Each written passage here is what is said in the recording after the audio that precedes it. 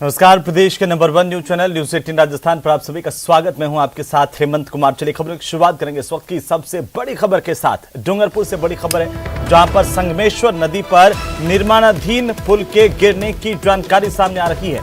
देवला में पुल के 5 ब्लॉक्स नदी में गिरे हैं। 1 साल पहले ही पुल का काम शुरू हुआ था। उदयपुर पीडब्ल्यूडी इसका निर्माण कार्य करवा रहा है और अब कई सवाल खड़े हुए हैं। घटिया निर्माण की बात भी सामने आ रही है। डूंगरपुर से यह बड़ी जानकारी, जहां संगमेश्वर नदी पर निर्माणाधीन पुल का एक हिस्सा गिरा है। दरअसल जानकारी के मुताबिक देवला में पुल के 5 ब्लॉक्स नदी में गिरे हैं। सबसे पहले तस्वीरें न्यूज 18 राजस्थान पर। उदयपुर पीडब्ल्यूडी विभाग इसका निर्माण कार्य करवा रहा है और इसी दौरान घटिया निर्माण की बात भी सामने आ रही है। 5 ब्लॉक्स नदी में समा गए हैं। कई सवाल इसके बाद खड़े हुए हैं। सबसे पहले ये तस्वीरें देखिए, किस तरीके से ये संगमेश्वर नदी पर निर्माण का काम पुल का चल रहा था, लेकिन पूरा हो पाता पुल उससे पहले ही एक हिस्सा नदी में समा गया है। तो देवला से तस्वीरें हैं, जहां पर डूंगरपुर के देवला में पुल के 5 ब्लॉक्स नदी में गिरे हैं और उन्हीं की सबसे पहले तस्वीरें न्यूज 18 राजस्थान पर। काम कर रहे थे इसमें वर्कर, ये अपने क्रॉस गटर जोड़ने का, और नीचे वो काम कर रहे थे, वो गट्टे निकाल रहे थे अपने बैलेंस करने के लिए। उसको बैलेंस करना पड़ता, ऊपर नीचे रहता। तो एक गट्टा कहीं जोर से मारा होगा, निकल गया हो तो बैलेंस बिगड़ गया उसका। एक गटर का, जैसे फर्स्ट गटर का बैलेंस बिगड़ा तो वो सबको लेके चला।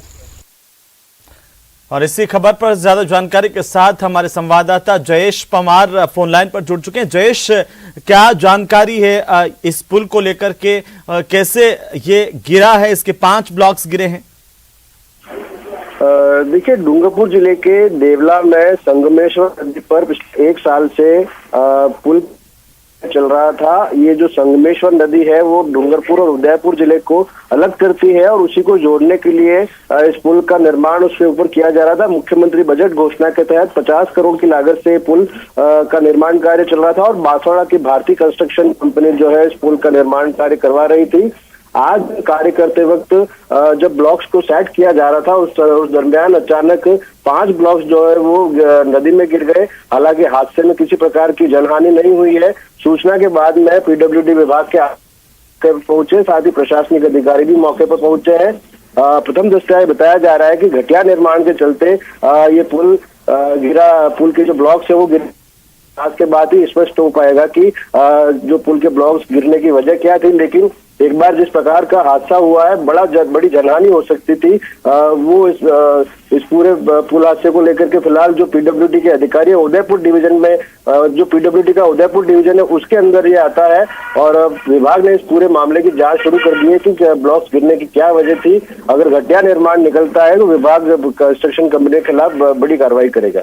जी बिल्कुल जयेश, लेकिन ये एक बड़ा सवाल है कि आखिरकार निर्माण के दौरान बीच में ही ये पुल गिर गया। और जैसे आप बता रहे हैं कि अगर ये काम कंप्लीट हो जाता, लोगों के लिए इस पुल को खोल दिया जाता, तब अगर इसका एक हिस्सा गिरता तो बड़ा हादसा हो सकता था। लेकिन सवाल ये कि क्या जिम्मेदारों पर कोई कार्रवाई होगी?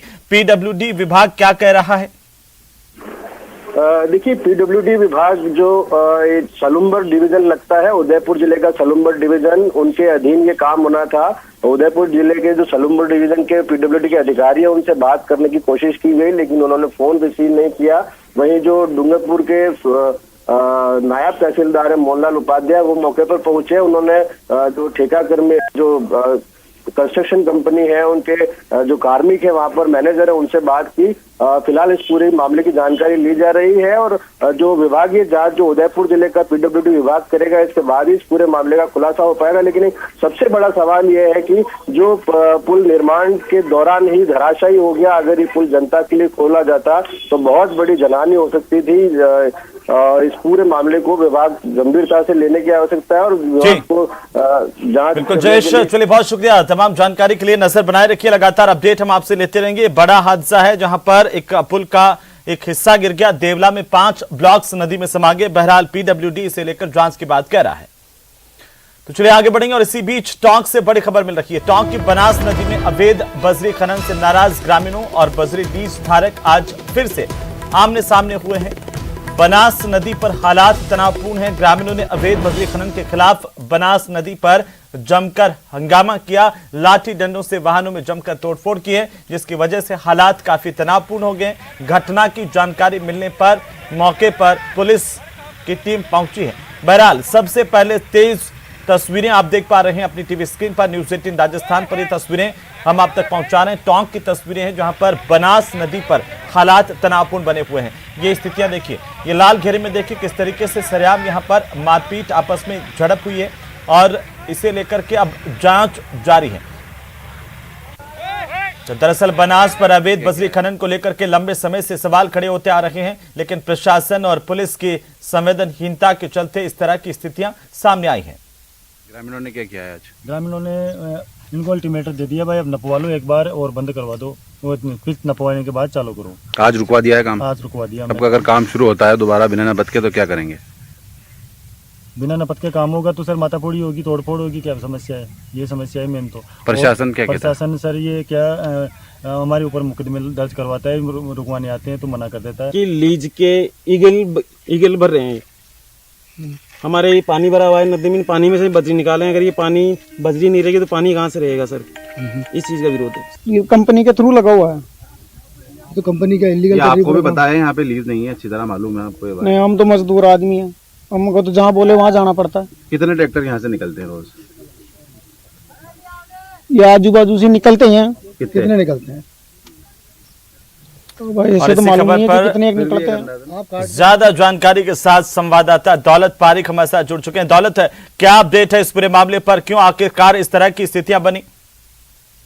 देखिए, मैं आपको बताना चाहूंगा कि बनास नदी जो है टोंक जिले में या अहमदपुरा, वजीरपुरा, मलायपुरा जैसे प्रतिबंधित क्षेत्रों से बजरी का खनन वो लगातार हो रहा है। जो लीज धारक है वो अपने एरिया से दूसरे इलाके में भी लीज जो है लीज के अलावा भी बजरी खनन कर रहा है। जो तस्वीरें स्क्रीन पर देख रहे हैं ये वो इलाका है जहां प्रतिबंधित क्षेत्र है और यहाँ बजरी का खनन किया जा रहा है। रॉयल्टी नाका लगा करके कंपनी के लोग यहाँ लगातार बजरी खनन कर रहे थे।